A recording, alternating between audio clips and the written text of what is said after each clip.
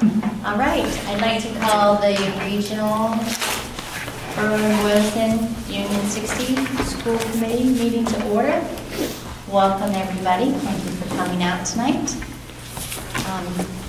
Chris Norvald has informed our superintendent that due to work conflicts, he's unable to present tonight, and he's going to present his greenhouse project at the November meeting. Okay? So we have approval of payroll and payable warrants going around, and I don't believe there's a consent agenda. No, there is not. Okay. And I don't believe we have any communications. Do we have any petitions and audiences related to items on the agenda? It's a tough crowd out there tonight. Well, let's move on to reports then. Michael, it's all you. We ready? We're ready. Members of the school committee, we've reached the month of October, so that means students are settled into their classes and schedules for the most part, and have an idea of how their year should play out. Fall sports are in mid-season. The Lions football team's doing pretty well. They've won 4 of their 5 of their games. Girls soccer has won 6 and tied 3 of the games out of 11, and boys have won 5 and tied 3 for soccer. Cross country is having a strong season. Girls just won the Quabbin Invitational meet last Saturday, and the boys are doing the best every race. The student council has a big harvest festival planned for the end of October. There's a bonfire, haunted hallway, and some sort of bake sale, all mixed together. The PSATs are scheduled for tomorrow, which is important for many juniors and sophomores. And other than that, there's nothing really notable I have to report at the moment. Kind of all good. When is the date of that harvest festival? Do you know? Phone a friend. That would be tonight. It's a Thursday evening, October 29th. Thank you, Margaret. You've done a fabulous job with that report. I'll just add a couple items on that. It is a school-wide event where we loop in also the art department and the music department, and they'll have a cafe, and the art department is going to be decorating pumpkins. So there'll be indoor events and outdoor events, and it's for grades 6 through 12. And we've gotten lots of pallets this year. So a big fire. But very safe. Of course. Any other questions for Michael? Thank you. Good job. Thank you very much. Appreciate it. Thank you, Michael. Next we have, do you have PTO representative tonight? No. Okay. Superintendent's report. Sure. First, I'd like to talk about our recording secretary, actually. We want to welcome Nina, who's our new recording secretary for the school committee meetings. So we're very happy to have her here. She also works in our town of Boylston as well. So we welcome you very much. Thank you. I also want to start by talking about the October 1st enrollment and the homeschool students. So our numbers have not changed significantly since the beginning of the school year that you received upon opening day. What you can see is the drastic enrollment decrease beginning in our 2nd grade classrooms at the elementary level. So we are averaging a student population in the 80s from grades 3 to 11. However, our K-2 grades are averaging between 50 to 60 students. So at the region, we have 3 less school choice students than we previously had. And at Boylston Elementary School, we have 6 more school choice students than last year. And at Berlin Memorial, 2 more school choice students than last year. So our numbers have not changed significantly. And what you see is for this year's 12th grade, we have 65 students currently enrolled, 12 of which are school choice students, 17 from Berlin and 36 from Boylston. So it's our high school seniors. So that's where we are with our enrollment. I don't know if anybody has questions about the enrollment specifically before I move on. Can I just ask, is it, if you needed to utilize school choice to bring the numbers up in order to keep the same number of classes at some of these grades. Does that make economic sense or no? Because you've got to pay more than you're going to get in school choice. Right. So you get about $5,500 per student on school choice. And so to have 20 students is what you would need in order to support one teacher if you include health insurance benefits as well. Health insurance benefits run about $15,000 per family. So it's really not economical to do that, and that's why we've really been watching, especially at the elementary schools, we've been watching our school choice numbers because it doesn't make sense to have an additional teacher and one, unless you had at least 20-something kids in that one class, it's just school choice. Otherwise, it's not self-sufficient. And then once you accept them, they're yours. They're yours, or ours. Ours, yes. So This might be a good time to remind everyone, too, that when you accept a family in for school choice, it doesn't automatically guarantee that their younger siblings will come in. It's only if the school committee votes slots available. Then siblings have priority. But I think that's been a misconception in the past. So I just wanted to clarify that.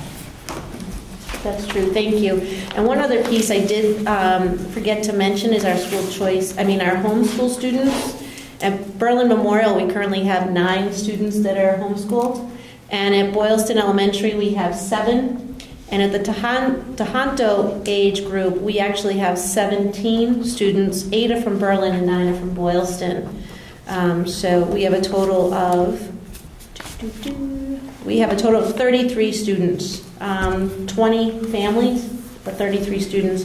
And that's about what you've averaged over the last few years. You've had 18 families last year with 30 students, so about 3 more students, 2 more families. Let's see, what's next? The Massachusetts Biotechnology Charter School. I did send all of you the original draft and with some recommendations. I did get the changes. For those at home that are wondering what this is about, there was a proposal for Massachusetts Biotechnology Charter School to go up in Shrewsbury. There was a proposal that was sent to the commissioner to approve the proposal. We sent a letter, Diane, Carol, and I worked on a letter basically stating to the commissioner to please deny the opening of this charter school for the sake of our own programming and the positive outcomes that we have had in our school and how this could negatively impact our district, especially when we have about 18.5% of our student population at Tohoto with school choice. That could eliminate some of our school choice numbers, not to mention our own students in our town. And it would also negatively impact all of the STEM programming and everything else that we have developed.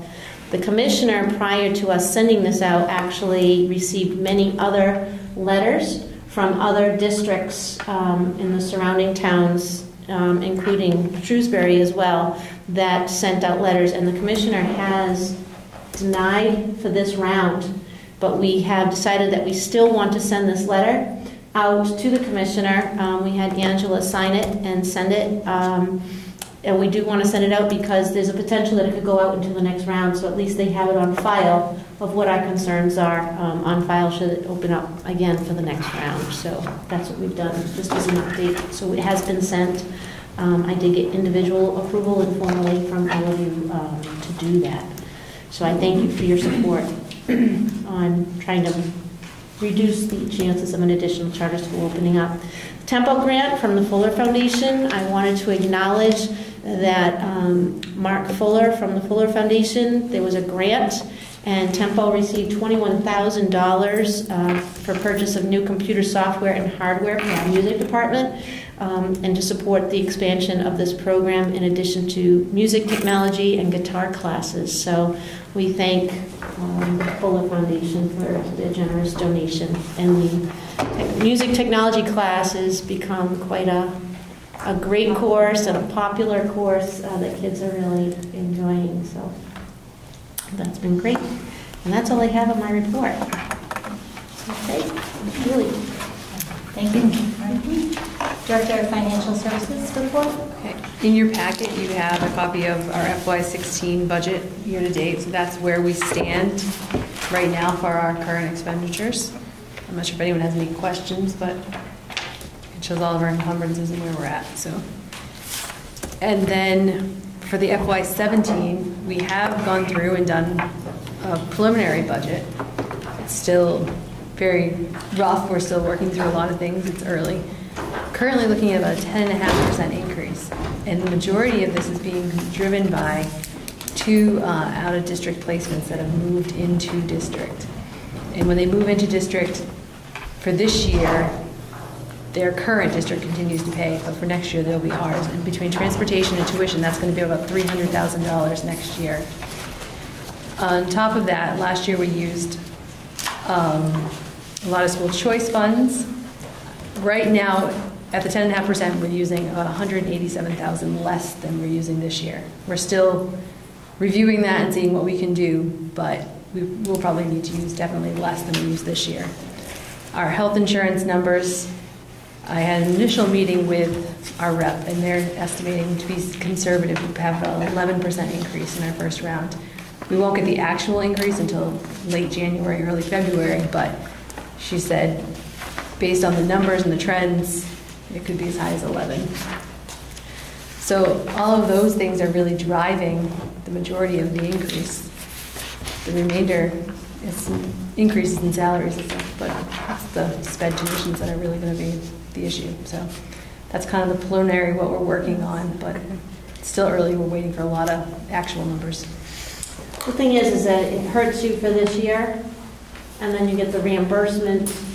You know, in FY17, you're paying out that amount. You get the reimbursement in FY18, and you use it in FY19. So whatever you're doing in FY17, you don't realize till FY19. So Julie and I were talking about some different areas to start looking at as well in our budgets, but just as a very first shot, that's what we're looking at the region. We didn't have a handout, right? No, because it's just too preliminary at this point. It's not even something to say this is the first time around. We're just saying, you know, we're giving you information sooner than we typically do, but it's still, there's so many unknowns right now. Any other questions for you? Thank you. Principal's report. I have an update hot off the press I'd like to hand out to you. The Tohoto faculty has voted upon a new mission and vision statement for the school. We do have a change, just an addition of one word to our vision statement.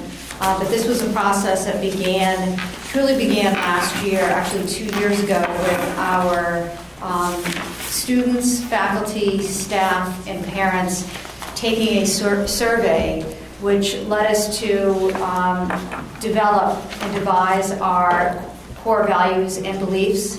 And from that, we had looked at our district-wide mission statement that you as a school committee had developed and felt it was very important that we keep that as the mission statement for the school and develop our vision statement from a collaboration of both the mission and core values and beliefs.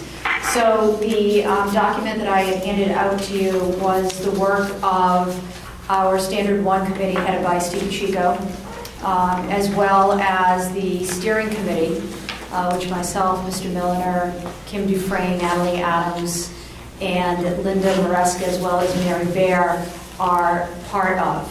And this will be our, I think, golden document for the next year when Mcas comes to visit us in the fall of 2016. We are at the point now where we will be getting this document blown up and laminated as well. And it will be hung in every classroom and every office of the school. So I just wanted to share with you, if you can see, we couldn't find words to go with the acronym STAG. So we decided to use DEAR for our core values and beliefs. So we're committed to fostering determination, education, enrichment, and responsibility. And under those, you can see specific areas in which the faculty, staff, students, parents, and the community felt as though were very important descriptors of each one of those terms. And then, as you can see, our Tohoto mission statement, our mission is to support and to challenge students in achieving personal and academic excellence in a safe, collaborative, and student-centered environment. It's exactly the same mission statement that is of the districts. And our vision statement, our vision is to create a tradition of developing responsible and reflective citizens who are college, career-ready, and lifelong learners. If you can remember our mission statement from several years ago, you need to sit and read it for about 20 minutes in order to get through everything. So we wanted to make sure that, number one, our core values and beliefs were something that all of our students, faculty, and staff could remember, so we use the acronym DEAR to help with that. And then really to shorten up our vision statement. To make it, again, easier for people to be able to remember and relate to. And from this document, we have our school-wide rubrics. So everything is, falling nicely into place. And I have to thank the faculty for all of their work over the past couple of years in coming up with this document, as well as the steering committee for, the hard work that they have put in thus far, but the work has just begun. So I'll talk a little bit more about that as I go on. School Council, our School Council has met and begun a review of our school improvement plan for the 2015-2016 school year. Our true focus of this year's School Council is to offer support and guidance in preparation for the fall of 2016 Mcas visit. All School Council parent members have been assigned to a standard committee and are active participants within the group. And updates on our school improvement plan, our accreditation. The committees are on schedule for their standard reports. This is really the core value and belief is standard 1. That report will go in front of the staff and the faculty at the faculty meeting in November for the approval. And Tohoto has voted on a new mission and vision statement, which was previously introduced, and plans are in place for rolling out the communication to parents, staff, and students regarding the new mission and vision statement. Curriculum, our second round of Atlas curriculum work has been completed, which includes core courses in science as well as social studies. Plans are in place for continuing course entry into Atlas for those non-core courses that will probably take another 2 to 3 years of rolling out all of the elective courses and those that were not considered core courses. Teachers are now collaborating with the special education department to input differentiated instructional strategies into Atlas, and they're finding that time during some professional development days, as well as Carol Costello has done training with the paraprofessionals that allows them access into Atlas and the teacher websites, the teacher pages in Atlas, which then allows them to view the curriculum and work more closely with the teachers. School safety and bullying. Tohoto welcomed the MARC program at the beginning of September, and the MARC program is the Massachusetts Aggression Reduction Center at Bridgewater State College.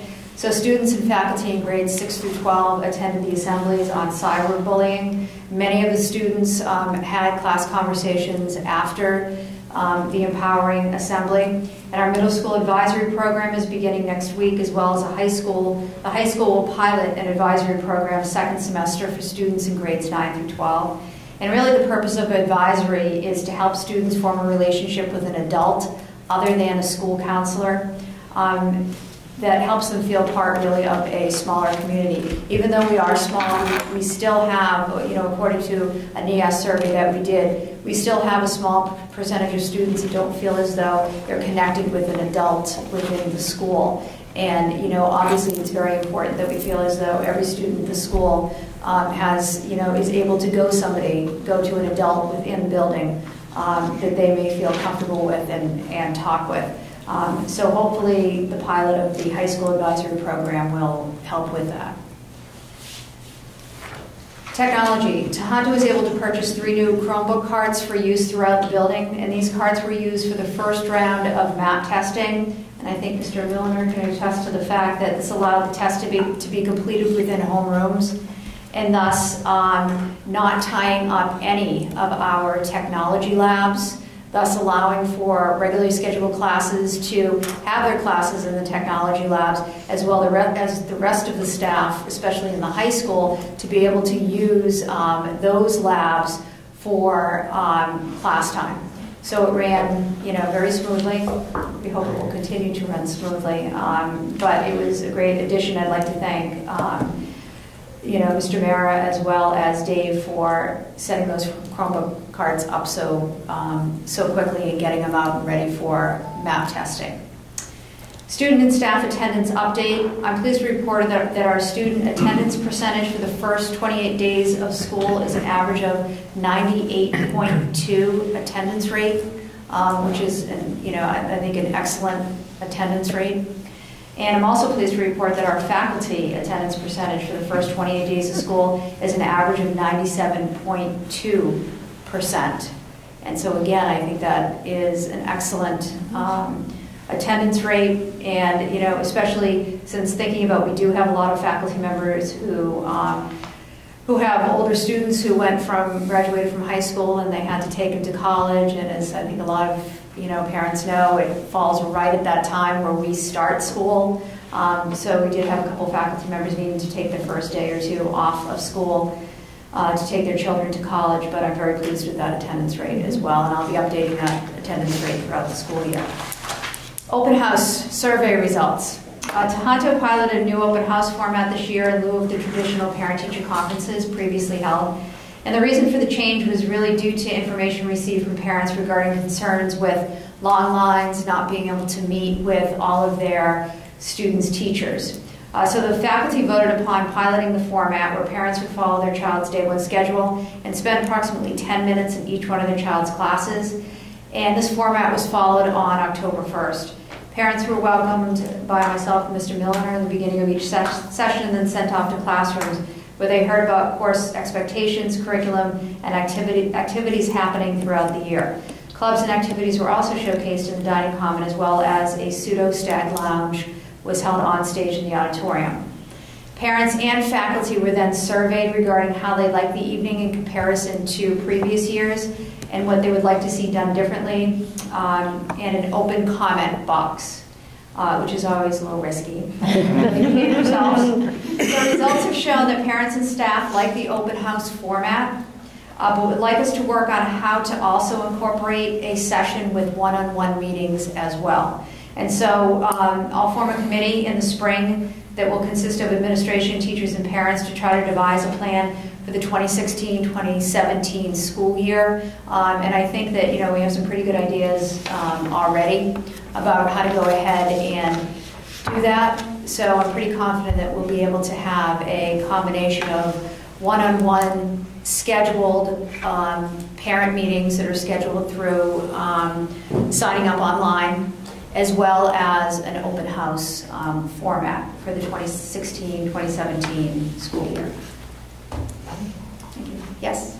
Just a positive comment. You saw my thumbs up when I left that evening. I didn't expect to like it. And other than the fact that one teacher gave me a quiz, I wasn't really happy with that. How'd you do? Mr. Noosh, I got a 70. So I wasn't really proud of that. Nothing wrong with a C. Average is still good. I actually learned a ton even about what's happening with my own kids by going through that process, because I learned, for example, that they'd had over a month to do a project that seemed like it kind of came together at the end and there was lots of pressure. I also learned from another teacher, he was giving packets over the weekend, and one of my children was leaving it a little bit late in completing it. But I also got to see the robotics area and see all the cool things that people were building. And I would not have probably seen that in a traditional parent-teacher conference. So I actually feel like I learned almost more in some ways, but with this model. But I agree with parents who would like, just a few seconds to talk about what's going on with their own child as well. But it was good. I thought it was positive. Second, the process was great, and I think to support the teachers in their aspect is they very openly expressed that they're available for one-on-ones as need be. I think I heard it in every single classroom. It was really reminded that do not hesitate to reach out, and we will schedule, we will make ourselves available for the parents if there's a one-on-one requirement or request. So it's great. It was a great evening, day. Thank you. So. Did you give a thumbs up? I gave it 2. It was awesome. And it was busy, I think, for everyone because you're all learning it, right? Yes. It's a process you guys haven't gone through, so everyone held together. Students were a huge asset too, keeping people going in the right direction because the students were there to help guide. So I think that was a nice little touch for everybody too, seeing our kids help. Yeah. So. And I think a couple parents had commented that it was great for them to know what it felt like to go through that schedule. Even though we gave the parents a little bit longer time, there were still a couple that lagged behind. I have a 6th grader. Work on that for next year. Just joining, right? And we felt like the students were like the teachers guiding us through the, where do I go? How do I get there? And they were front and center, as steady as could be, guiding us. So it was pretty fun. Excellent. Thank you. I think for me, a sign of a successful school district is one that has a culture of continuous improvement. And this is just another example of that, where you're taking parent feedback, piloting something different, doing the survey, getting your results. I'm very proud of our school for doing this and continuing to try and tweak it. Even I, of course, absolutely loved it too. But anyway, thank you. Yeah, and I'm proud of the teachers too, because change isn't easy, and a lot of them, this is something that they've been doing and they have been used to. But they really, I saw some great stuff, going on, and they were very reflective in the feedback. And at our last faculty meeting, talking about maybe different ways of being able to combine the two together. So I'm very proud of how everyone did that evening. Now we have our Mcas results. So I'd like to, who drew the short straw? All right, Nancy. I'm happy to say I have a voice this year. Hey. I lost it last week. Oh, good timing.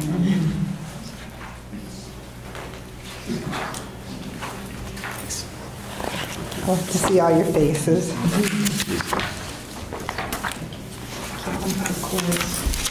We have a few cords over there, so I know. Oh my goodness, it's like an obstacle course. careful, everybody. Yeah, it is, absolutely. Yeah, be careful.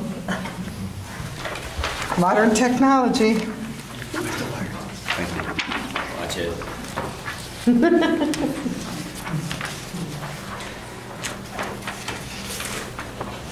All right. I went with fewer graphs this year. So if you just want to turn to the second page, I'll just give you a quick synopsis of each of the following that I gave you. Graph A is the detailed school achievement distribution for our 10th graders. And you can see that 93% of our students scored advanced and proficient on the math Mcas, with 76% scoring in the advanced, up from last year, which was 68%. There were 5 students in the needs improvement category, and 1 student took an alternate assessment, and they are shown to be progressing, which is actually a really good thing, and I'll speak a little bit more about that towards the end.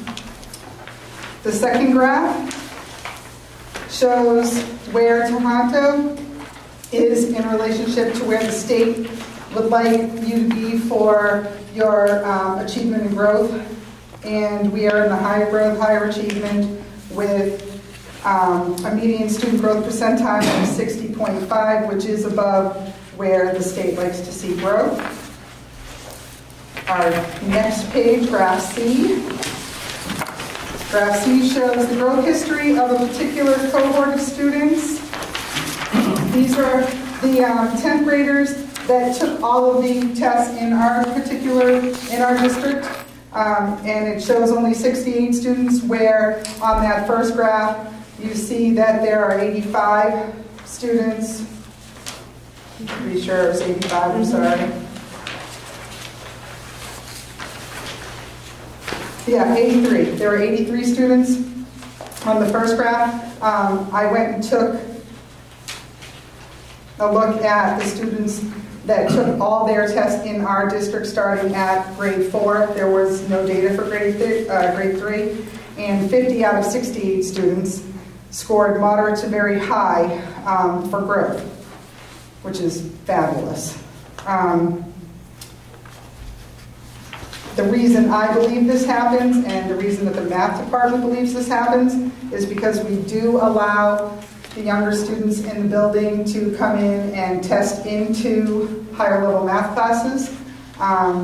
We also, actually this past year, I've had a number of students actually take the Stanford EPGY courses over the summer, and they were actually placed in the next level math class. So they don't get credit in our school for taking that course over the summer, but it allows them to skip like an Algebra 2 course, to take a pre-calc honors course. And so these students are actually moving through the mathematics a little bit faster, and I think it gets them to a place where their performance is just really strong. The next page, graph D, is again a look at the same cohort of students. 92% advancement proficient, 63 out of 68 students. That's pretty fantastic. Those are all students that were taking the exam in our district, starting in grade 3. The next is a look at how our school did on each of the different questions. In comparison to the state, the lower line of the line graph is the state subgroup, and the upper line, which you always want to be that upper line, okay, is the district. And the math department goes through these questions one by one, and we look at questions that have scored at or below state standards, or the state level, I'm sorry. And there were only 3 questions this year. One we scored at state level, which was actually 83%.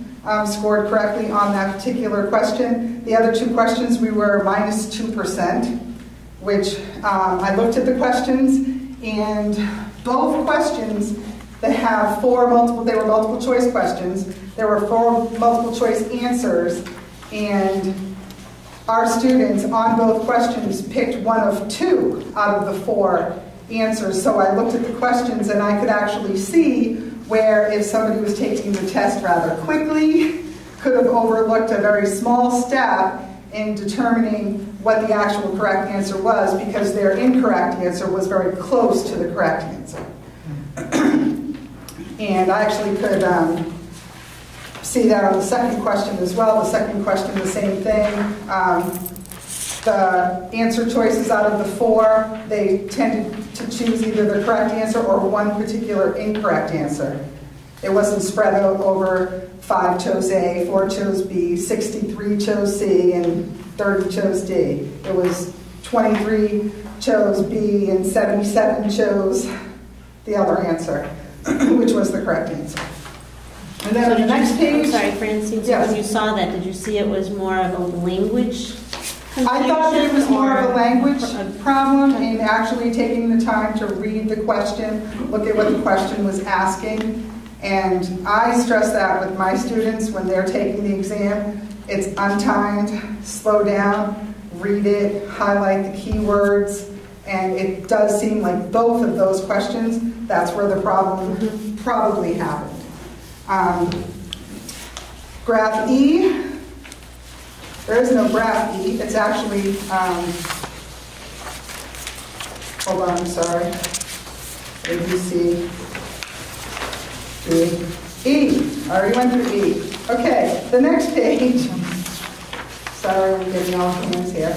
Oh, every year I ask, can I see what your next page is? It's the after school. Every year, I'm asked to put together an after-school Mcas class through the Title I, and I send out probably 100 letters for students to join me in this class. I look through how the students performed on their 7th and 8th grade exams first, and I choose whoever got a warning or needs improvement. I invite them to the class and hope that they show up. So I just wanted you to take a look at it because I thought this was fantastic. I crossed out the students' names. I give them a pretest coming in, and according to the pretest, I'm able to place them where they are assumed to score if they were to take the test on that particular day. And you can see we have low proficient, some proficient, I have one high proficient, and the other ones were warning and needs improvement. And then in my handwriting, those are the actual scores of those students. So the top 4 students there, all advanced. The 5th student was a 9th grader. He came to class once. He has not taken the exam yet. The next one advanced, then 4 proficient, and the bottom 4 advanced. The last student was a FLEP student. So what that means is somebody who is English as a second language, who has actually moved up to the top level of an ESL level. So FLEP means that they get supports every now and then, but they are a dual language. And so I thought that we should see that growth. The last page, again, the students' names are blackened out. These are the students in this particular grade that are students with disabilities. And I wanted to show that over the years of taking the Mcas, grade 7, grade 8, grade 10, if you look at math, you can notice that their scores, all of their scores increased. Their math grade 10, all of them passed. There was not one student that failed the exam. There was one student that did take an alternate assessment. That's what's showing up as a failure on graph page. I don't even know what page it's on now, sorry. A on that. Not A, because that shows that it's an alternate. I think I didn't even show you the graph because it said warning. And I felt that it was really unfair that it shows that particular student as having failed the exam when actually they never took the exam because they're taking an alternate assessment. And their alternate assessment showed that they were improving, they were progressing. And all of those students, I think half of those students actually were students that showed up for the Mcas prep class at least some point in their high school career. Looking at the names that you can't see, but I can. Questions? No, it was great. Go math. Go math. Go math team. Thank you, Francine. Thank you. Okay. You're up next. Oh, no. Yeah. You went on this one. Oh. Only seen one.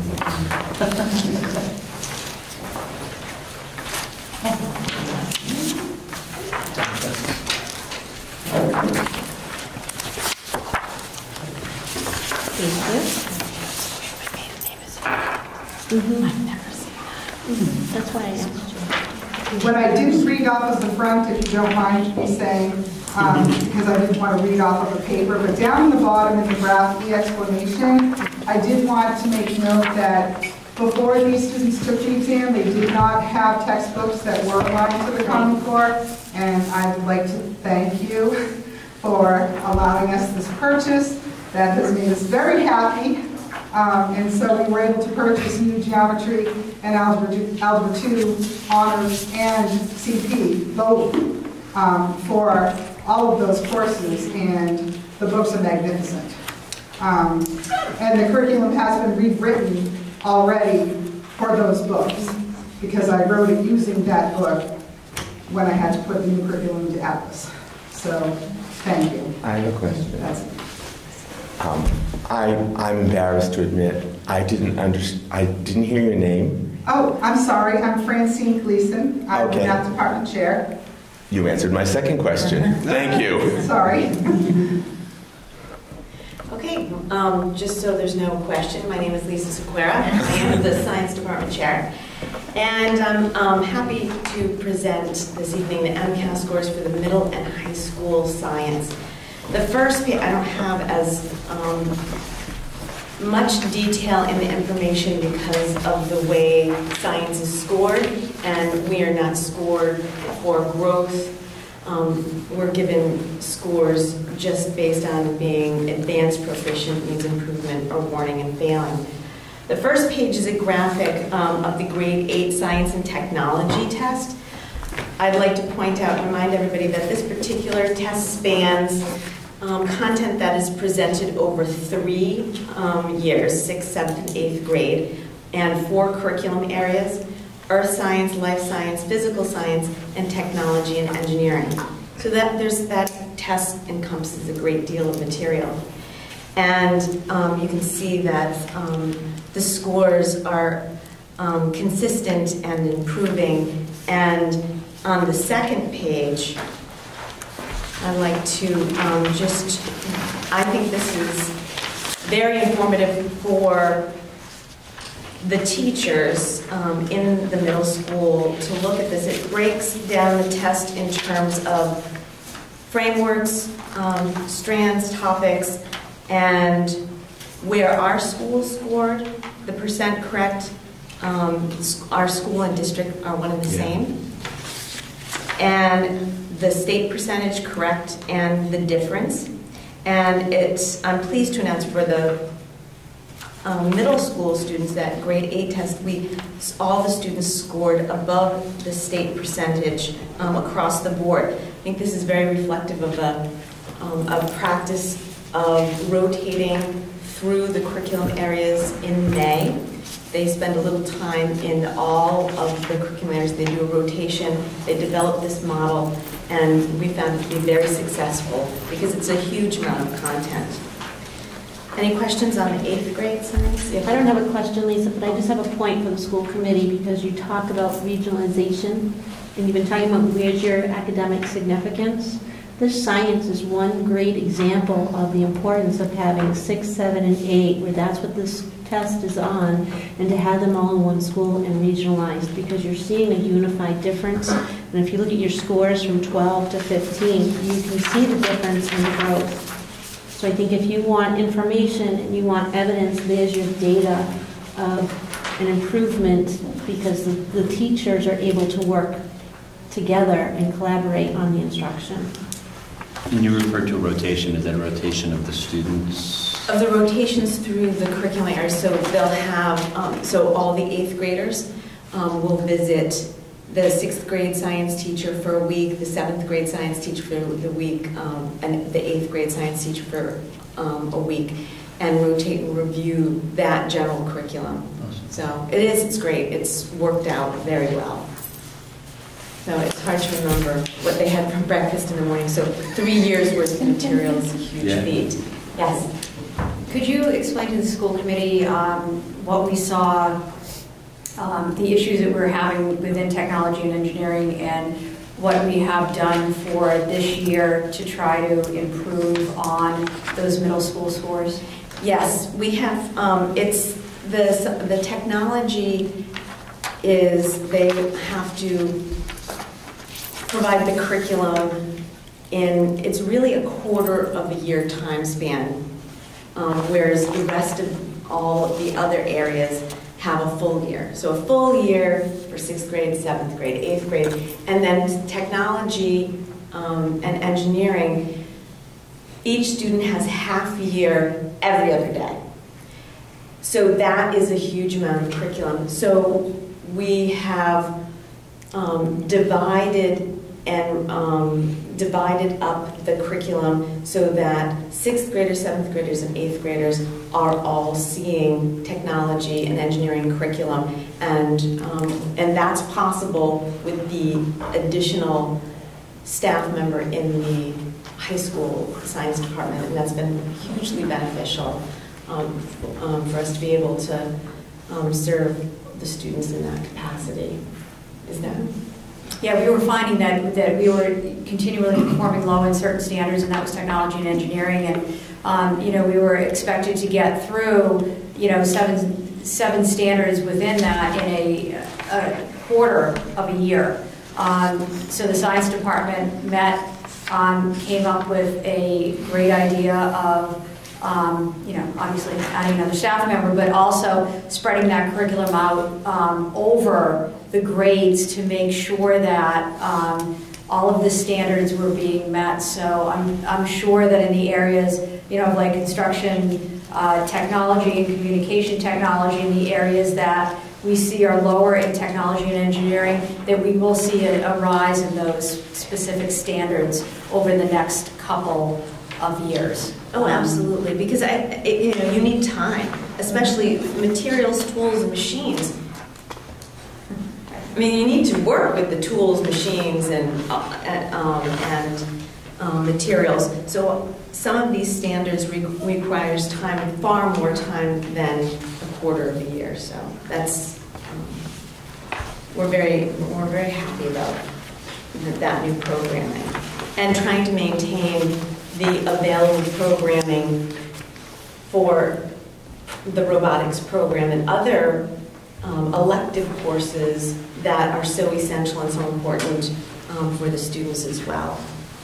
Any other questions? Okay, so the third page reflects the school achievement for the high school biology MCAS. A passing grade for this test is required by all students in order to receive a high school diploma. And that curriculum is routinely provided in 1 year. Passing the science test is considered needs improvement or higher.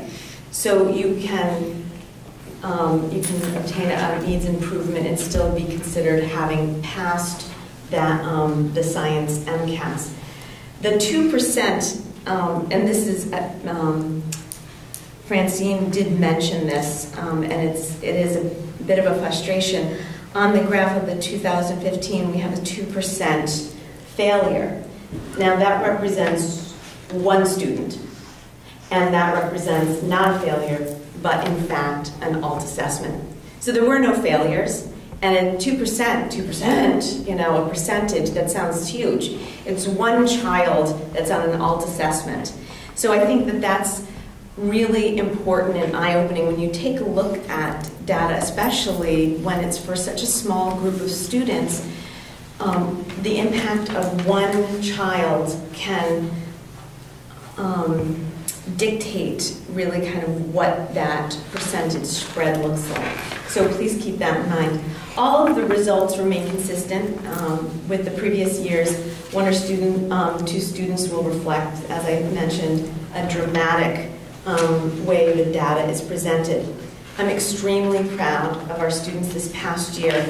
Our school provides educational services to a wide variety of learners, and those striving for a high school diploma must pass this test to receive one. Oftentimes, this curriculum is provided over the course of 1 year. We've worked really hard in our department to develop a new sequence of courses that allows some students to take a 2-year sequence of biology courses to provide, enhance their experience, to be able to provide a more hands-on and not such a dogmatic pace. Provide them with the necessary lab courses, because it's now required by the state that all students have to have 3 lab science courses to graduate high school. So that's not ours, that's a state mandate. So we also had to make sure that we were in the position to be able to provide all students with all different levels of coursework so that they can take 3 lab classes over their high school career. And the 2 sequences of biology provides them 2 classworks, because it's 2 very different areas of biology that we're looking at. So 2 lab courses, and also the tools needed to be successful because as I said, there's a huge number of different learning types that we help. Last year was also an important transition year, as I mentioned, for the science department.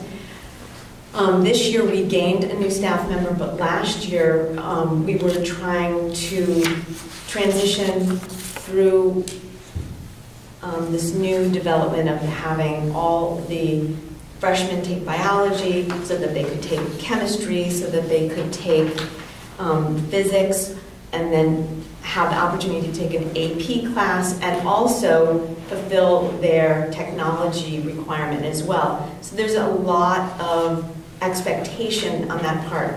So we're focused on scheduling students and offering courses that would allow them for all the staff changes and adjustments, and new hires have been made accordingly, and to provide the best program and sequence for our students.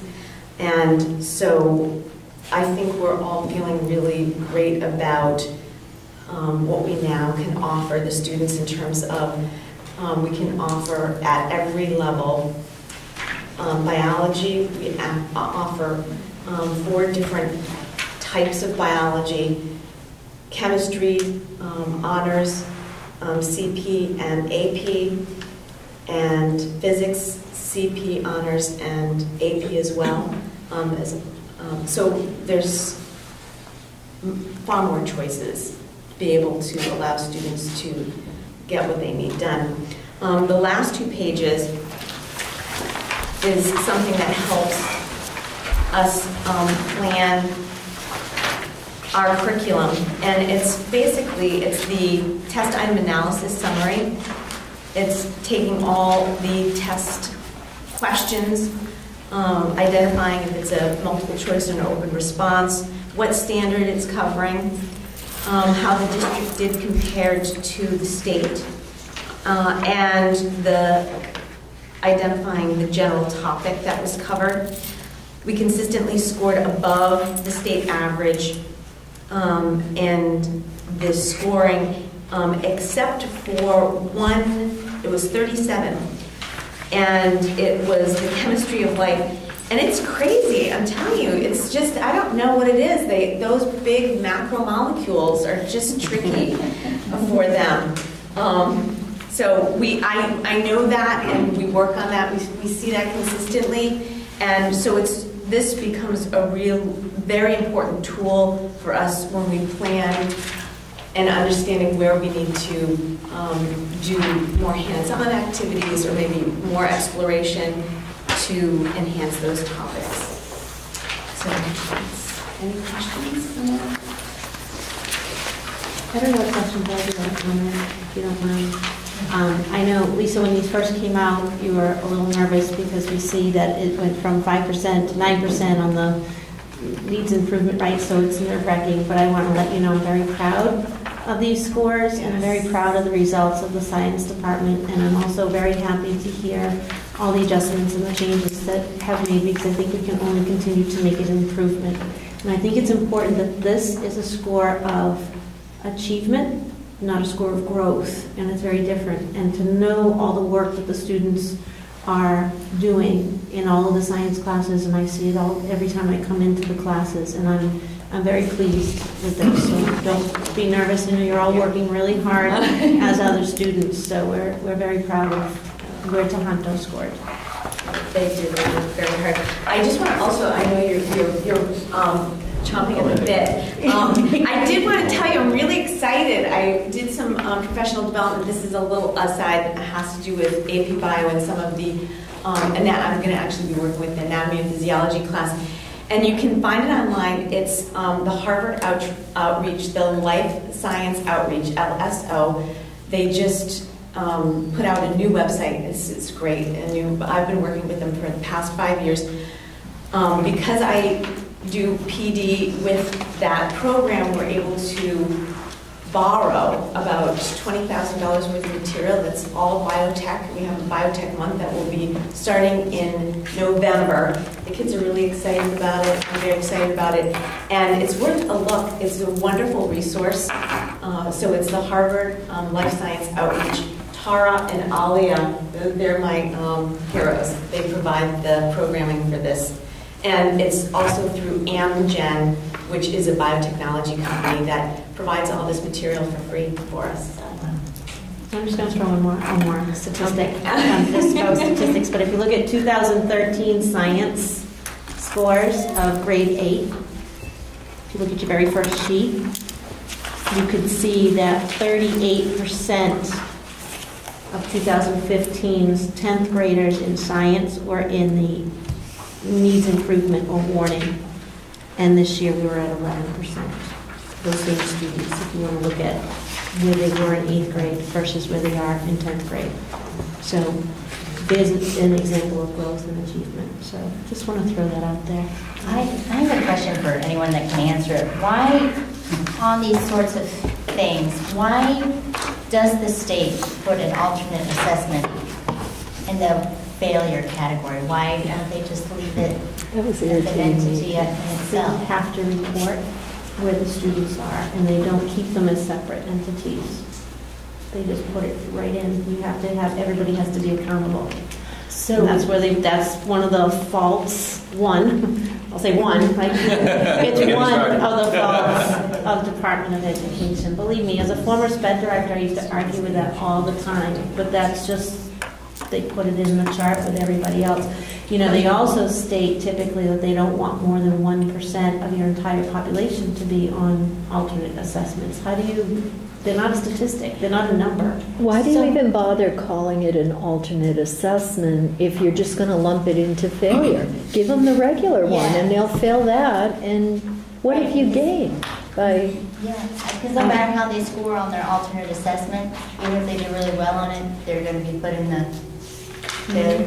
No, not necessarily. Not necessarily. No. Yeah, it would take quite a bit for them to be placed in the needs improvement. I remember I got sent to a seminar on this 15 years ago, whatever, when they first started. And the amount of work that go into the portfolio, the alternative assessments, it's unfathomable how much work is required by the teachers and students to put together this portfolio. And they basically told us in that first meeting, and it will count as a failure. So it's like, right. What are you doing? So there's a whole bunch of things there that just seems to be going on. And that goes back years. And they continuously change them too, the requirements, and you know, so every year there's trainings on them. Right, Peter. My name is Peter Doherty. I'm the English Department Chair here at Tohoto. I teach 10th grade English and AP Literature and Composition. Have a packet for you. I don't quite have enough for everybody, so I'm going to put some up here as well. I was trying to do all color copies, but the color copier just stopped working on me halfway through, so I was in panic mode for the last 20 minutes and was able to put something together. But, so I have some of these are in black and white, and some of these are in color. So. Hand them to my computer, and I try to transfer them to computers in the library, and print them from the office. Thank you.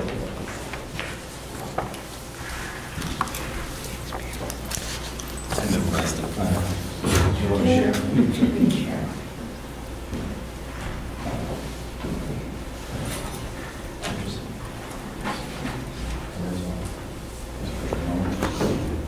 When do we get park grades or scores? Mid-November.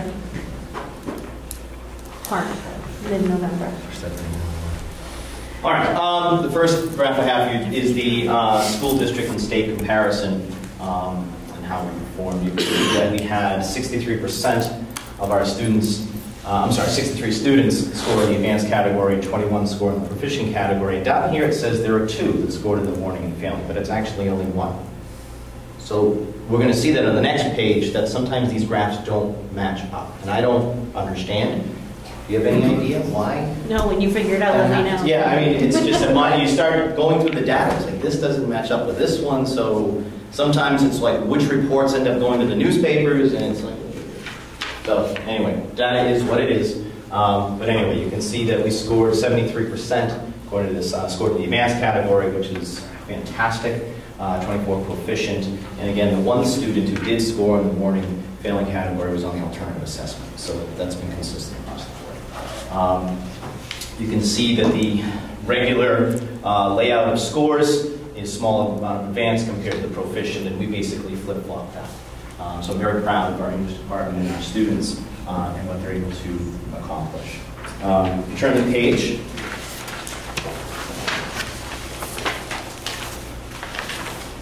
This next stat graph shows us the breakdown of where exactly our students scored in the advanced and proficient categories. And you can see here, according to this graph, we had 62 students as opposed to 63 score in advanced and 21 score proficient and only 1. So it's again, but then what I like about this is kind of lets us see where the majority of our students fell, and it breaks down the uber advanced as opposed to just the advanced, etc. So that's just a nice little breakdown again. And what I can do here from this graph is if I actually were to click on these numbers, it can bring me to other data within the program itself. Peter, do they actually identify it as alternate assessment as we're seeing it there? Mm-hmm. So they do it on the interior, but not on the roll-up. Okay. It's very aggravating. No. I'm sorry. Other things at work. Not the engines. Yeah. The next graph I have for you is the how our students did in comparison with the standards. You can see this is the the state and school difference. You can see we scored better than the state on all standards across the board. Again, very impressed with our students' abilities, and it's been consistent for years now.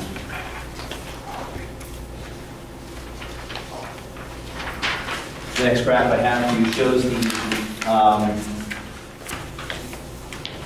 growth and achievement analysis. Randy showed you this as well. This is the median in the state, okay, where as far as growth and achievement, you can see where the 10th grade landed. We're way up at the top here, outpacing the state again in growth and achievement. And again, this is just for 10th grade this year, so this is a first. We've had just 10th grade. The 7th and 8th grade students took PARC. As far as I know, no data is available yet. Mid-November. Mid-November? I have no idea what the data is going to be. The how they're going day to access after it. they decide whether or not to implement it. That's when they're going to release it? That's when they're going to release it. Really? Very soon. That's tricky. Interesting. Just a question for me. Do you know how we're going to be able to access it? Is it going to be something like through Edwin Analytics? Or? I don't know how they're going to disperse it at this time. We've heard different stories, so. Right. At some of the seminars I've been, they've said they're going to map it into Edwin. I mean, my middle school teachers are frustrated because they're trying to tweak their curriculum as necessary for the next upcoming PARC exam, but they're not going to get information until mid-November. First quarter is already over. What are they supposed to do? So I think we need to keep that in mind for these next 2 or 3 years of PARC assessment, that the state's still trying to figure out what they're doing. So we have to just keep that in mind.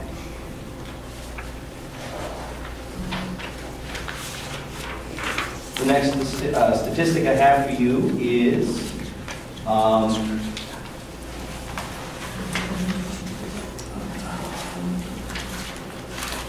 the achievement history of this particular graduating class, going back to grade 3. And this is for all the students who took all of the tests. So I think it was 67 students out of these 70-something. So you can see their growth through the years from grade 3 to grade 10. And again, this represents the advanced. This is proficient. The pink is needs improvement, and the red is warning or failing. So again, by 10th grade, we see excellent progress, and that's really what we pride our program on, is by getting to 10th grade and being in this area. The next page is a statistic that shows you this particular group of students' growth over the years, going back to grade 4. Just to get, Peter, just for clarity's sake for everybody, the previous chart was on the achievement. This is on growth. 2 different measures. and I forget the numbers, but we are held accountable to how much growth we show every year. That's correct. And one of the things that tends to hurt our district is because we perform so well, Right. where do you grow from there? Right. So that has not been accounted into their formulas. For instance, just on the last year, I'll show you a stat here in a minute. Actually, I'll wait till I get to that. Anyway, you can see in 10th grade, these two blocks here represent very high growth. This is high growth. This is moderate growth. This is low growth, and this is very low growth. So you can see the majority of our students by 10th grade have shown moderate to very high growth. So our median SGP was 71.5, which was far greater than the state average.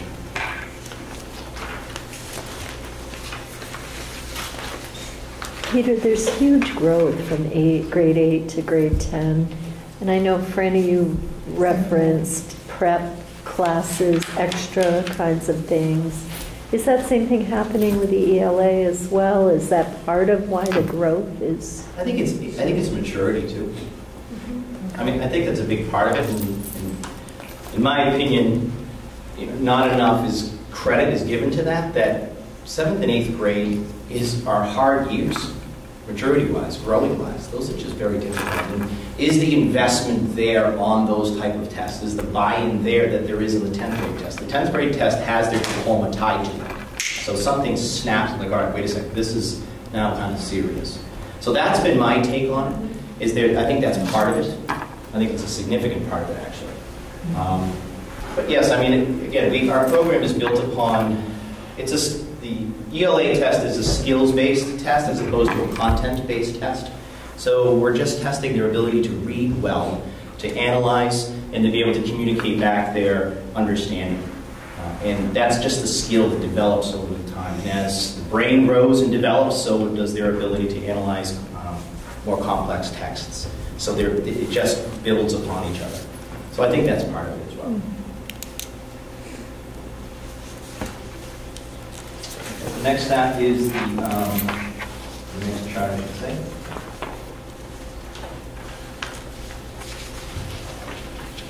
Shows how the 10th grade has done since 2012. You can see our numbers have remained fairly consistent with the amount of advanced students we've had and how many proficient. You can see back in 2013, that was the highest amount of advanced students we've ever had in the school's history. See, last year, here we had 65% advanced, 35% proficient. We had 0 and 0 here, so we were ranked number 1, right? Well, here, it's 73% advanced, 24% proficient, but because of that one student taking the alternative assessment, we're now considered to be at, 98% proficient in advanced. But so we won't be ranked 1, even though we did better this year in these numbers. So that's why the rankings and things, I don't put a lot of weight into those, because again, one score, especially in a school our size, can really tweak those numbers.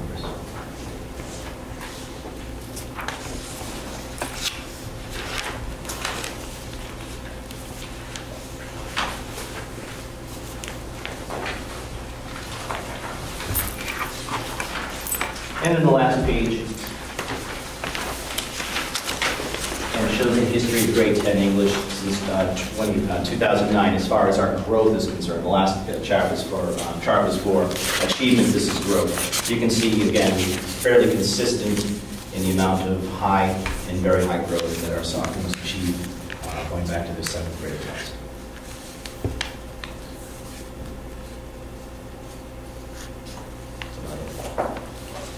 Any questions?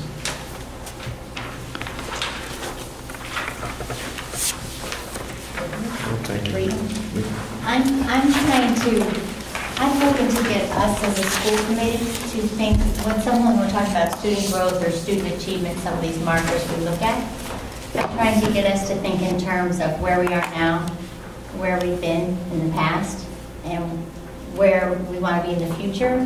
So I guess I just want to put that thought in everyone's mind if you would be interested in setting like a 3-year goal or a 5-year goal, whatever you deem appropriate for what your goal is for some of these student markers. I mean, ELA, it might be to just maintain these very high percentages of student growth and achievement, but I just wanted to voice that opinion. That's all. School committee's trying to put up dashboards on the websites, on the school committee link. So maybe with your departments, you could kind of think of, dashboards. We're thinking of ways of advertising the great things that we're doing in Tohoto, because clearly we saw evidence of that tonight. So maybe in your department, you can think of some ways of helping the school committee and how to put some dashboards together that would help out there in the community to make them aware of the great achievements that we've done, other than the occasional, in the paper, but actually on our website. So anything the departments can do would be great for the school committee.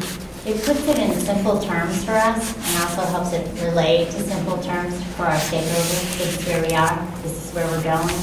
I think it helps us all have a simple picture. I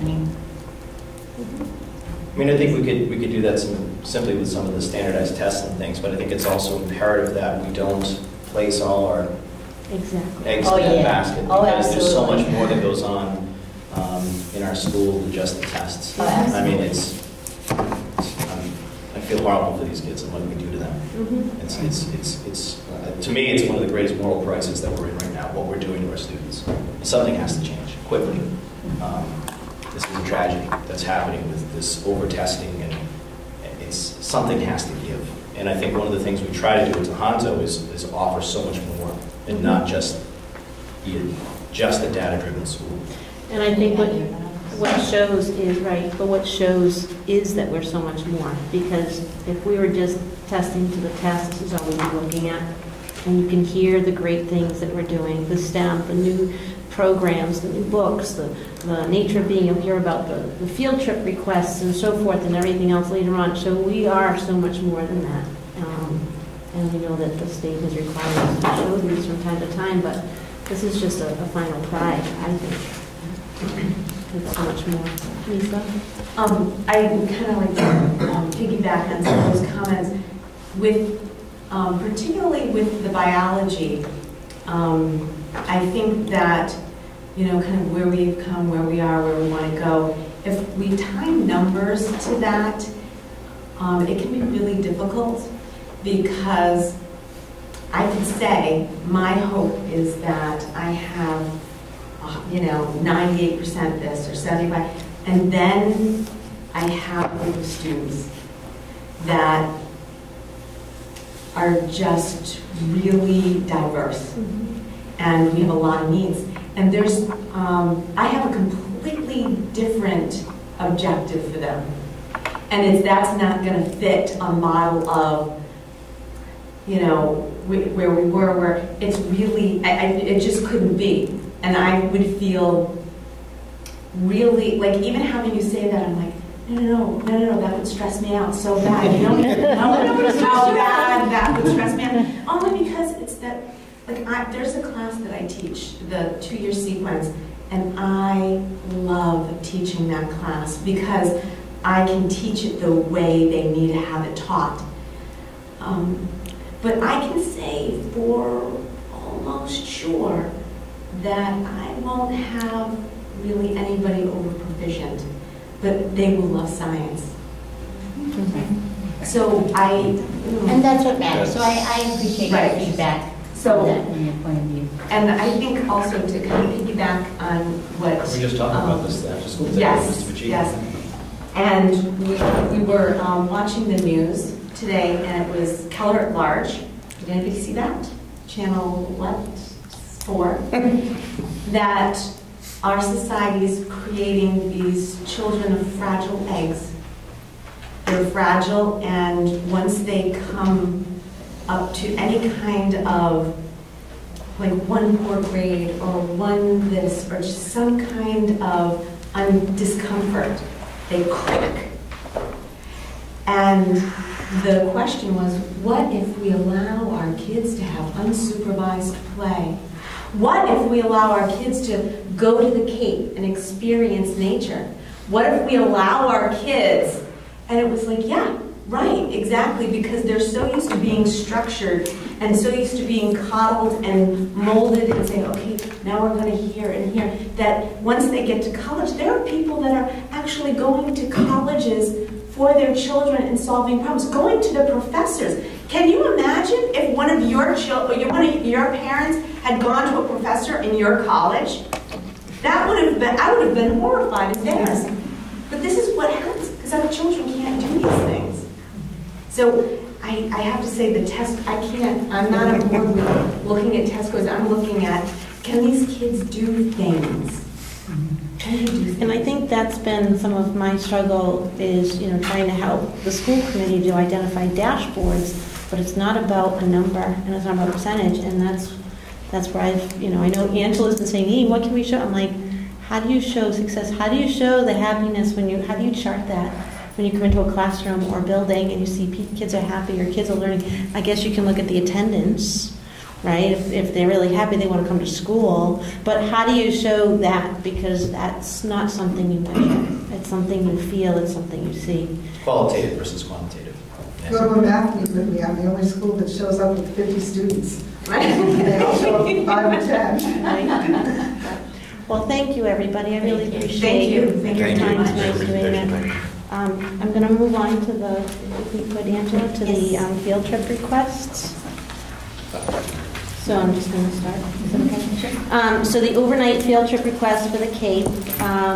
So I know that informally, individually, I have asked each of you if it was okay for them to go, just because we're on a short timeline.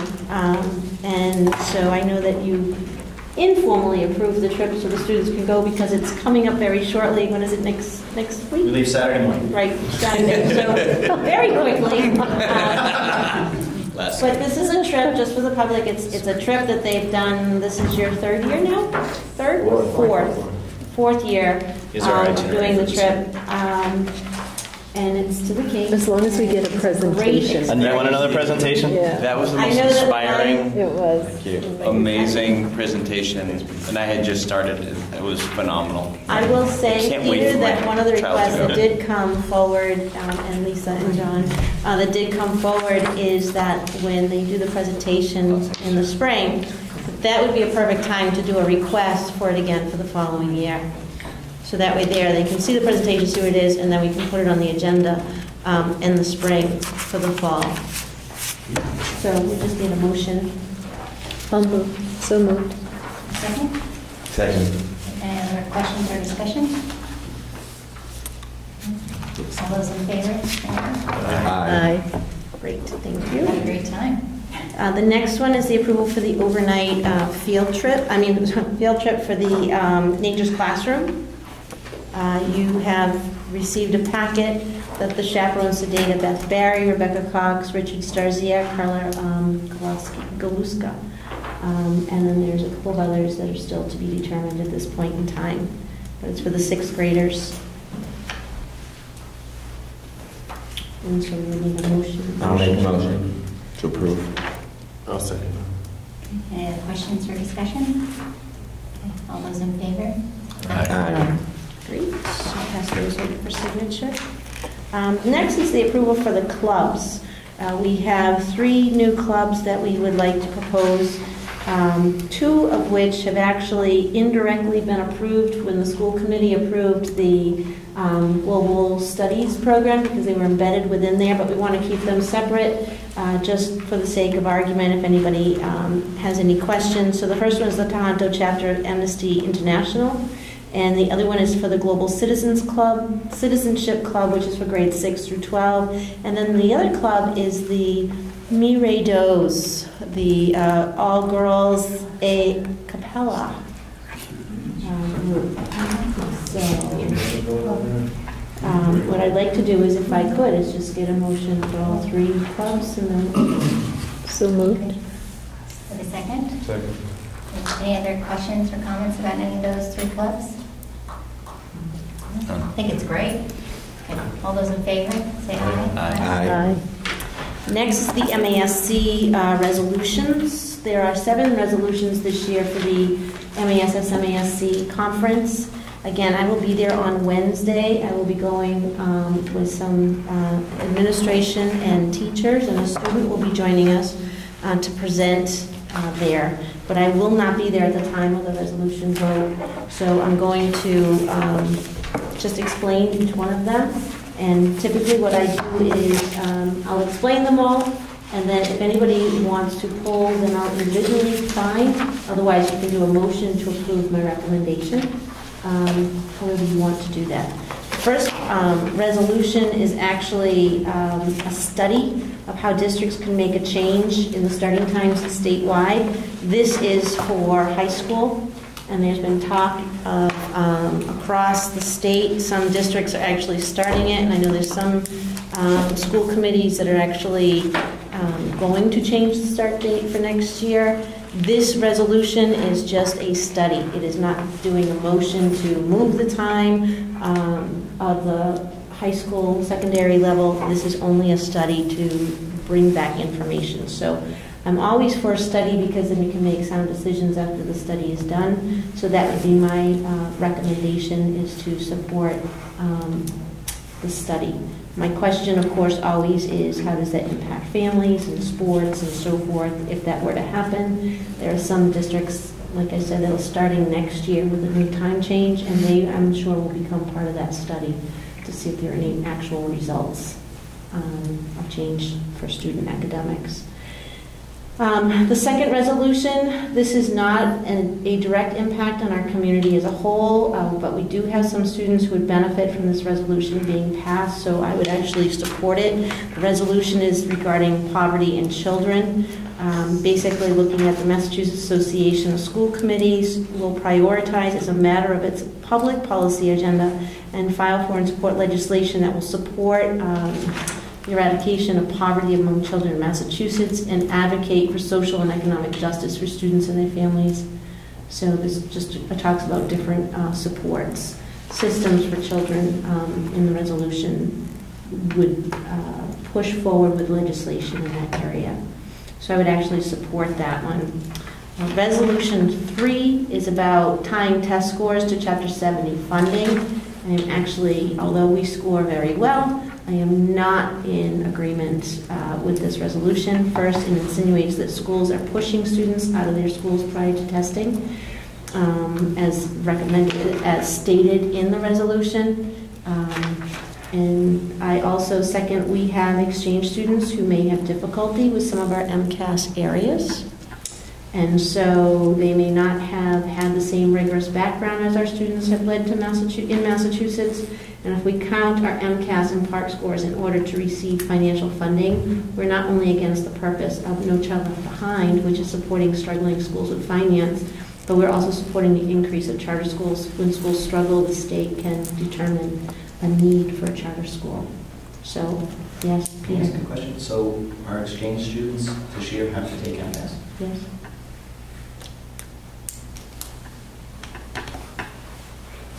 Very interesting.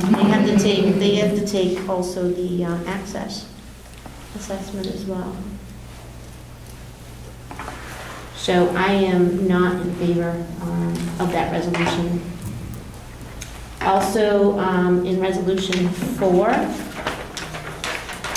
we have support for an equitable and sustainable placement program for students covered under the McKinney-Vento Homeless Education Assistance Act. The statistics are staggering that they propose in this resolution, and I believe there is a need to support these children. However, I do not support this resolution. I understand there is a burden in our districts due to the additional costs of McKinney-Vento. However, finding a placement for these students is not the answer. That is only an additional way of segregating those who feel already different from their peers, and these children need more supports within the schools through the state's crisis teams, which is the downfall in our state as a whole. So in these circumstances, placing students into new school systems and away from their home school is sometimes a positive for them. And who pays for the special program? How do those programs get funded if they're separated? So I am not in support of that resolution. Resolution 5 is about tax reform, the ballot question. And I actually support this resolution in supporting ways to explore a potential amendment to the Constitution. We have many areas within our communities that need repair, and this focuses on all public facets, not just education.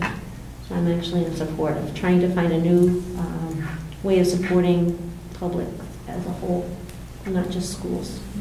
Resolution 6 is about membership of a school committee member on the board of the elementary and secondary education. I support this resolution. Having a school committee member as a voice at the table would be extremely beneficial. Resolution 7 is relative to the teaching strategies, goal assessments for kindergarten students.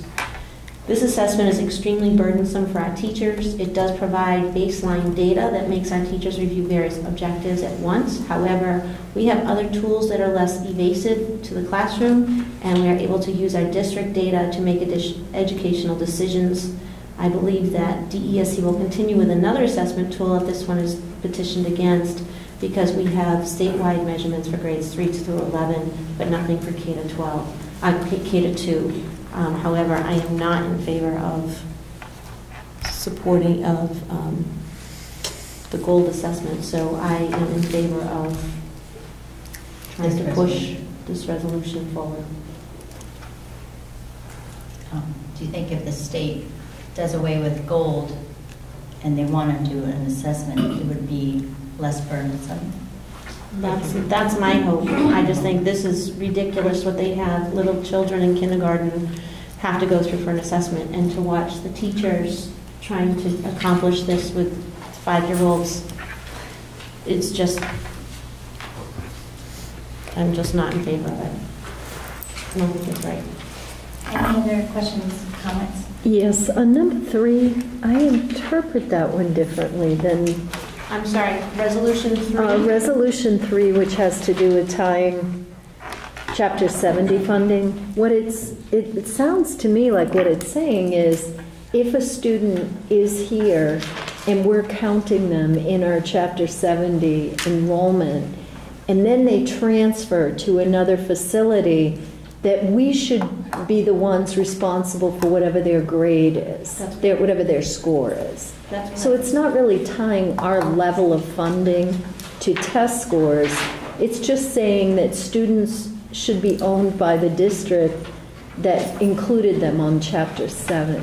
So if you read the Resolution 3, I'm just going to read it.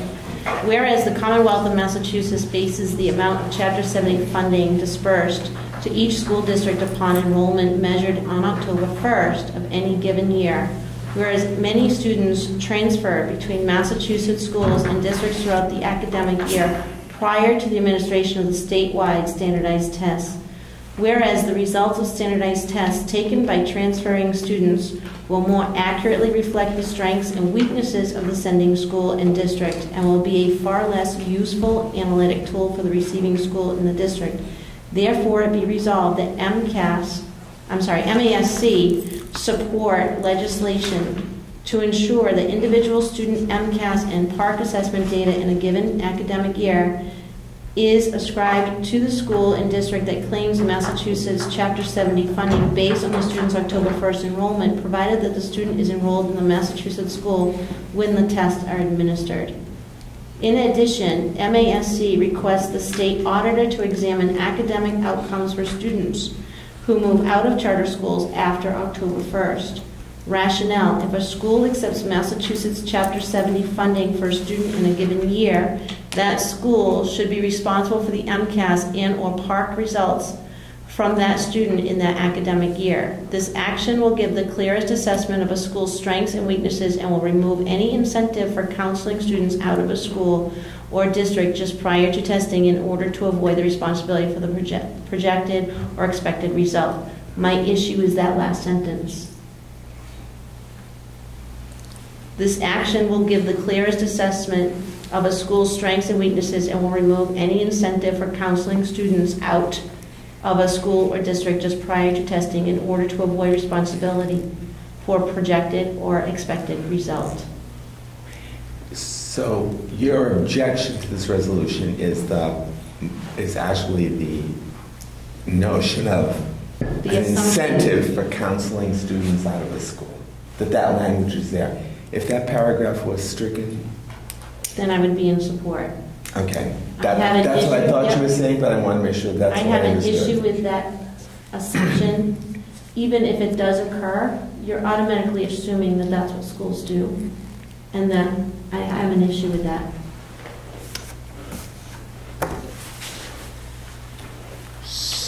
Yeah, because it sounds like they're basing this resolution on that assumption. That's right. And I don't really show me that that's really happening. But are they making that resolution because they feel that charter schools are doing that, or are they making that assumption because they feel public schools are doing that, and therefore? You know what, I don't even want You to still go where that want to make an assumption's assumption. going. There's an assumption there, and that bothers me, that there's an assumption there. I wonder if it's an assumption or if it's some school district's actual experience. Well, might it could be, this is submitted by Framingham School Committee. So Framingham School Committee, Framingham Schools, they could be experiencing that. Right. But I don't want to make an assumption that my neighboring schools or that, and by supporting this, I'm supporting the fact that there's an assumption that that's what local schools are doing in my area. I have an issue with that assumption. So I don't know if it would be best to go through each resolution probably and to see where you support. That's probably the best way to do it because who's our representatives this year? The three of you, right? So you're going to have to know what your school committee is support, what your support is. So let's look at resolution then. Resolution 1, it's the study to review the districts could make a change in the starting times. Are you in support of that? Yeah, me too. Okay. So I think they need to vote each one. Yep. So we don't have to do we have to do a motion and all that? Yep. Or actually, just we should probably ask, is there anyone who does not support any of the recommendations? Or I guess the motion would be differ from what the superintendent recommends. Because Tell you what, I could make a motion that we accept the superintendent's recommendations, and if it goes down, then we find out which ones don't go. So I make the motion that we accept the superintendent's recommendations. I'll second. Okay. Any other questions? So that's a yes, yes, no, no, yes, yes, yes. Okay? Can you say that again? Yes, In your yes. packet. No. Yes, yes, no, no, yes, yes. 5 was yes. I thought 5 was no. No, it's a yes. I support this resolution. And 7? Yes, we want to do away with gold. Do away with the cat. Yeah. Cross up the tongue. Okay, I got confused by the double negatives, I That's think. where That'll that'll get get you. Writing not in favor, not in favor. I'm like, wait. Welcome to resolution land. All right. Any other questions? Okay. All those in favor say aye. Aye. Any opposed? Any abstained? Okay. Moving on. At the November conference, Desi's going to have a panel presentation, and they would like ahead of time to hear of any issues any of us have had trying to get information accurately and efficiently from the website, or we call them up. So before we discuss, I just wanted to delegate to Matt, if anyone has any issues or concerns they'd like to share, would you mind? No, absolutely. Those and emailing them on? Yep, so the deadline, obviously, they want them in by the end of this week, so short window for everybody, but Okay. if you can forward them to me, and I'm assuming we would CC Cheryl. Yes. CC Cheryl. Yep. Then I can consolidate them and send them off. I'd like to be CC'd on that. Absolutely. Thank you. You're welcome.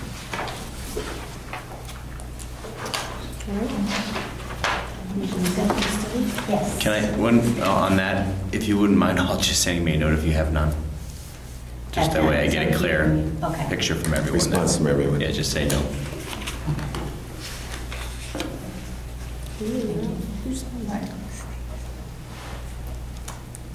So I guess we're looking to see if you want to go forward with the regionalization study. I talked to Steve Hemman, and he said for just the financial analysis to plan on somewhere between 12 and 20. He gave me some examples of some RFPs that we need to put out. So I guess just if you want to go forward with it. Who is that from? I'm sorry, I didn't hear you. Steve Hemman said it anticipates somewhere between 12 and 20. And this is for the financial analysis. Financial analysis. I guess we can add anything else in if you want. Some people had some different things in it, but really I guess we need to know exactly. It's just the financial piece that you're looking for, correct? So do you want to talk about what those other options could be? Well, some of them had like surveys to parents. Some of them had some things with curriculum. I think some of it overlapped some of this other study you'd already done. Yeah, I think just the financial piece is probably more than anything. Exactly. And we saw statistical information on the academic benefit, right? Again, it's not a huge sample, it's just the scores. So I don't think we have to ask more questions, because if we're looking to build towards this ultimate goal, we're going to start laying the pieces and foundation elements. One of them is financial, one of them is education, right? Those pieces, so that's the most major one we're missing, so. So you would like to add the financial, because she'll have to put the wording into the RFP and bid. So one would be the financial analysis, Yeah. right? And then the other one, you'd want to see trends of regional scores? Oh, no, I'm saying, I believe we have that, like, we have some foundational pieces already here, right? So that's, we already have that kind of box. I want to say fully checked, but it's, we have our own data. Yeah. One thing I'm wondering about in the financial piece is the stuff you sent out, which is mind-boggling. All of the inefficiencies. I didn't think you wanted me to actually report on that, but you did receive, and Ken, you should have it in your packet, the triplicate work that we do. Unbelievable. You want to talk about efficiencies? There's some right there. Is it possible to assign some costs to that can factor into the financial? I know that's probably hard to do. You know what, we can give it to whoever wins the bid, and they can figure out how they want to use that for financial. Okay. Please don't ask us to try to analyze the financial. Well, that's right. They could see if there's a strategy they could use monetizing it. It's got to be an estimate based on salaries, ranges, times. An index. There's probably a practice, a standard practice that they use. Yeah, isn't that like called soft cost or something like that? It is. There's your soft cost, yeah. So we want to know the soft cost. I look at it as we want to know the opportunity cost of the time being used for better things. Because there's a lot lost. So do we have any sources for this money to do this?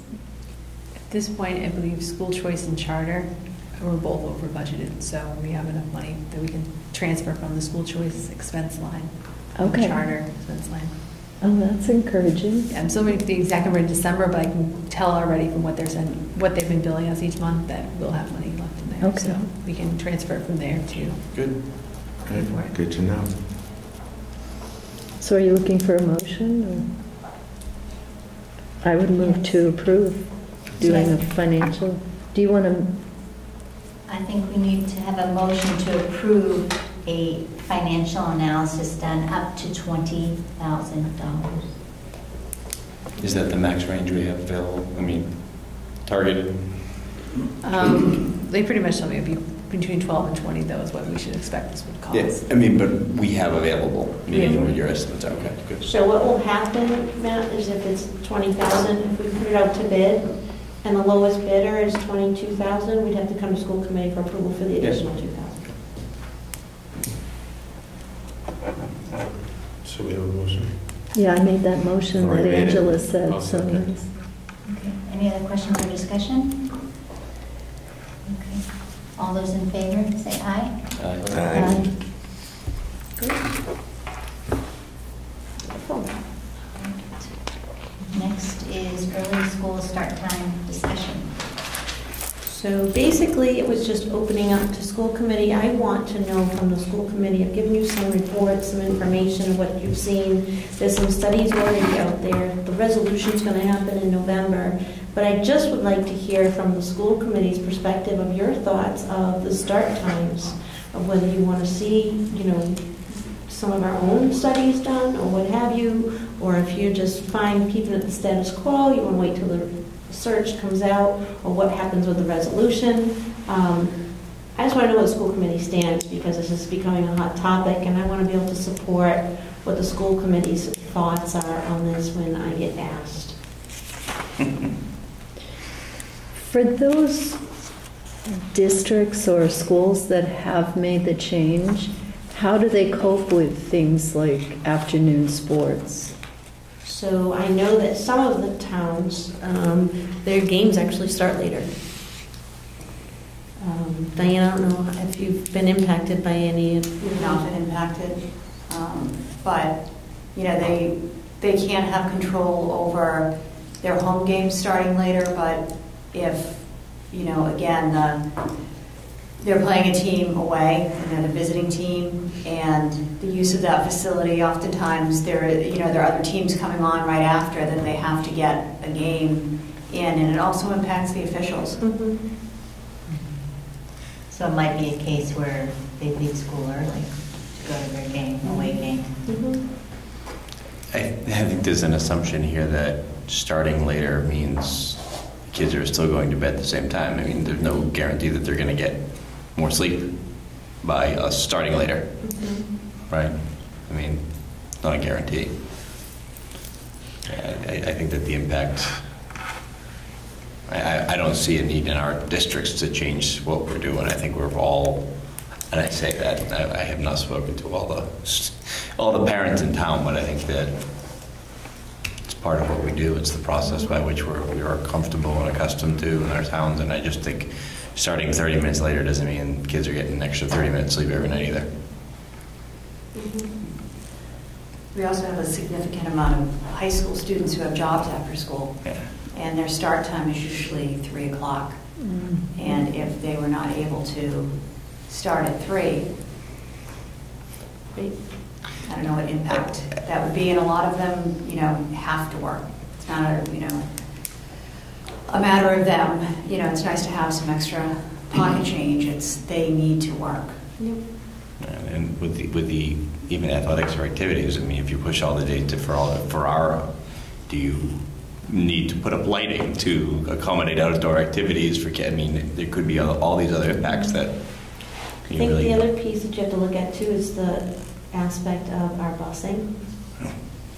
Right? We have just that much time in between, so then if we're going to push the high school, what are we doing for elementary? We'd almost need to do different bus contract or separate sets of buses for each building, because they'd be running at the same time, which would double the traffic on the roads for buses. Money. The cost. Yeah, I just...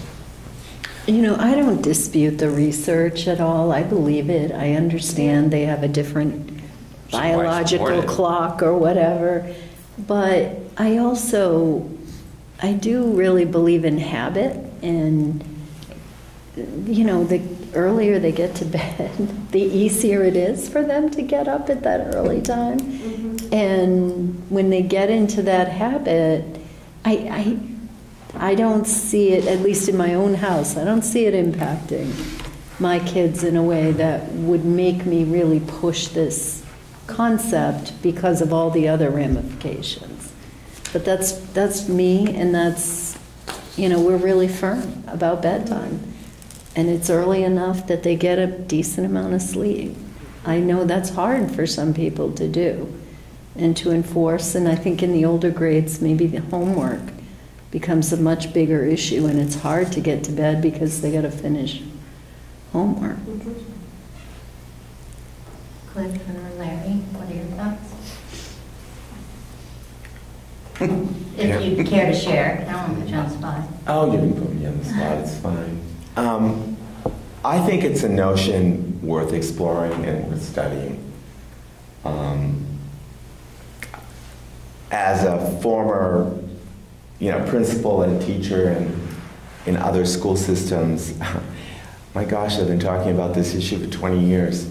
And it always comes down to the high school can't flex its sports schedules.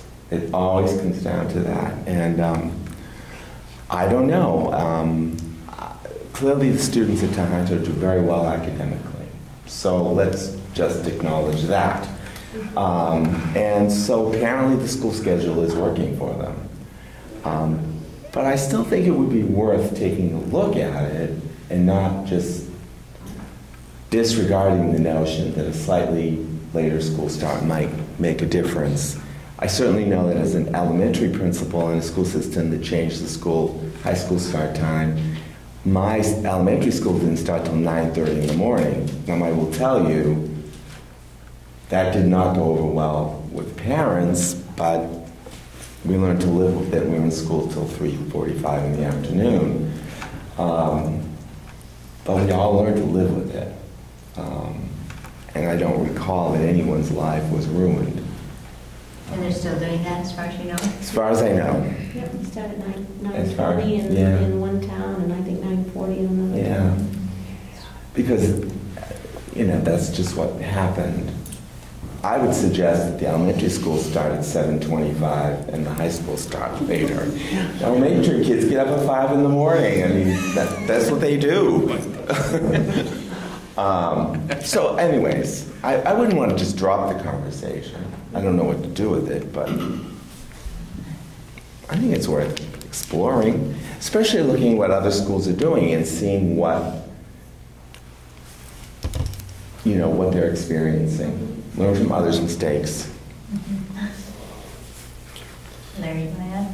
Just a quick comment. Everyone will adapt to whatever the school schedule is, but not everyone is a morning person, and there's a certain amount of prodding and habit creation that you can try to achieve, but trying to fit everyone into one schedule, it is going to work for some people more than others, and it is appearing that there is a possible trend here towards later start times, and I wouldn't mind having a look at it. And my feeling is, I really don't know what to say because I feel like we represent our constituents. I would want to know, what do the students want? How do the teachers feel, and how do the parents feel? I think those are the three main constituents involved in this. And personally, this schedule works great for my kids. And when I surveyed them, they would like to start later but get out at the same time. And they really like every other day. It would be unanimous. And they adapt. And I would almost think in our situation, I wouldn't want to do elementary earlier, so it would almost be pushing, just because we personally in my household struggled so much with the elementary getting out the door, and high school's been great. So I would almost think, high school going to start at 9:30 or something. I would say this is a very difficult topic. I think if all I had to focus on was academia, right, and attendance, and we have great attendance. We're 98.2% first 28 days. Absolutely. Right? So we've got, this district is different in many ways, because if you were to ask me from another district I was from, I'd say let's start at 9 o'clock. I wouldn't have all those tardies. I wouldn't have all those detentions for coming in late. I'd be able to do that. Here it's a very different environment. So I think you do have to look at what's right for your own community. All the studies can be studies, but if your community does well, if it's not broke, don't fix it. But I do think that I also see that there's some that are not morning people in that adolescent stage. The grumbles when they come walking in, but by the end of the day, they're all smiles and cheers. Maybe it's because they're walking into school, they're leaving school, I don't know. But I hope it's just because of the time of the day. So this is definitely a tricky tricky topic, I think, in this particular district, because you're very successful in so many ways. Right, I appreciate you giving me your thoughts, not that it gave me one direction or another, but it just helps me when I'm being asked among my colleagues. So thank you. All right, that's it. Okay. Any other school committee comments or future agenda items? One future agenda item that I would like to put in, I actually meant to put it for tonight, but I slipped my mind. The discussion of central office location. There's been a lot of discussion, a lot of meetings and so forth, and I just want to give the school committee an update on where we are with that.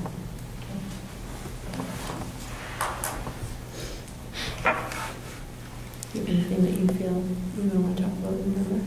People need to do a vote for the ban. The vote for the ban, we'll need to put that on the next regional agenda item. We'll have the results by then, so they'll need to vote. Okay. Anyone else? Any other anything? No answer. And we have no need for executive session this evening, so do I have a motion to adjourn? Second? All those in favor?